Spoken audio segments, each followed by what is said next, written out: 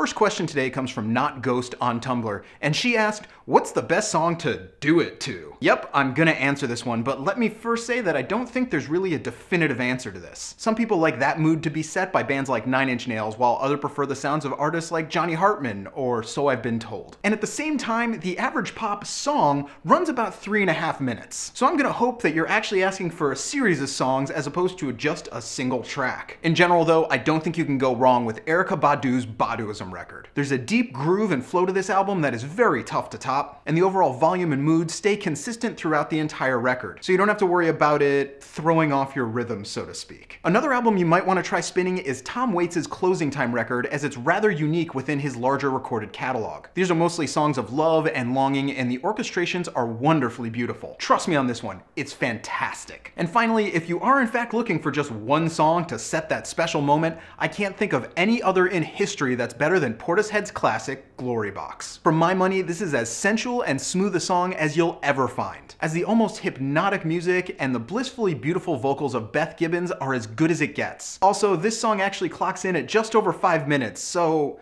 well, I guess I already made that joke. But remember folks, always practice safe listening. An anonymous user on Tumblr asked me, are there any bands that you think should have stopped recording or performing? I'm going to assume that you're asking this about bands that I like and not the long list of groups that never should have recorded in the first place. Truth be told, I think there's a number of bands that have clearly overstayed their welcome and are in a phase where they're actually doing damage to their legend. While I could easily spend an entire video just addressing this subject, I'm going to talk about one specific band. And this is a band I absolutely loved for many, many years, and I've seen them live dozens of times. I've listened to but haven't bought any of their music in over a decade because, to tell you the truth, in the late 90s it just started getting horrible. And it's almost sad to see what they're trying to pass off as real rock and roll these days. I am of course talking about one of the greatest rock bands in the history of American rock music, Aerosmith. There's no arguing that their music all across the 70s was nothing short of fantastic, and when they reformed in a proper manner in the late 1980s with Permanent Vacation, it was clear that they still had a lot of rockin' left to do. Then in 1997, they recorded their 9 Lives record, and anyone who really listens to this band can see it as a very sharp turning point in their career. And while this record certainly has 1 or 2 highlights,